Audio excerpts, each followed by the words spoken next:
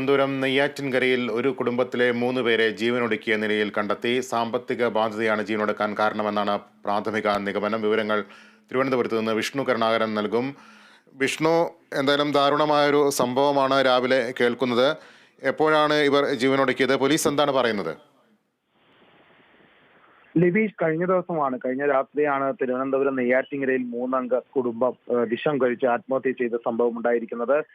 നെയ്യാറ്റിൻകരയിലെ കൂട്ടപ്പനയിലാണ് വാടകയ്ക്ക് താമസിക്കുന്ന മണിലാൽ, ഭാര്യ സ്മിത, മകൻ അഖിലാൽ, 22 വയസ്സുള്ള മകനാണ്. ഇവരൊക്കെയാണ് വിഷം കഴിച്ച് രാത്രി തന്നെ മരിച്ച വിവരം അറിയുന്നത്. സയനൈഡ് കഴിക്കുകയാണെന്ന് ഈ മണിലാൽ സുഹൃത്തിനെ ഫോൺ വിളിച്ച് പറഞ്ഞിരുന്നു. പിന്നാലെ സുഹൃത്ത് വിവരം അറിയിച്ചിരുന്നു. അതിന്റെ അടിസ്ഥാനത്തിൽ പഞ്ചായത്ത് മെമ്പർ മഹേഷ് എന്ന വ്യക്തി വീട്ടിലേക്ക് എത്തിയപ്പോഴേക്കും മൂവരും വിഷം ഉള്ളിച്ചെന്ന് മരിക്കുന്ന സാഹചര്യമാണ് ഉണ്ടായിരിക്കുന്നത്. മരിച്ചു കഴിഞ്ഞു.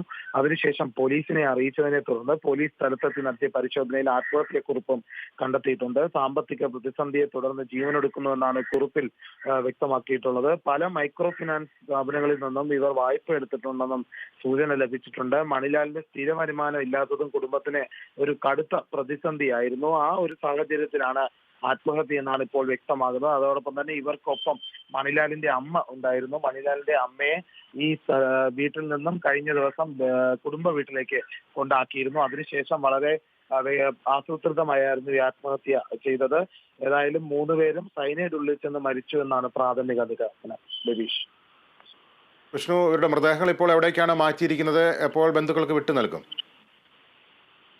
ലിബീഷ്, ഇവരുടെ മൃതദേഹം ഇപ്പോൾ പോസ്റ്റ്മോർട്ടത്തിനായി ആശുപത്രിയിലേക്ക് അയച്ചിട്ടുണ്ട്. ഏതായാലും അതിനുശേഷം പോസ്റ്റ്മോർട്ടം നടപടികൾ പൂർത്തിയാക്കിയതിനു ശേഷമായിരിക്കും ബന്ധുക്കൾക്ക് വിട്ടു നൽകുക.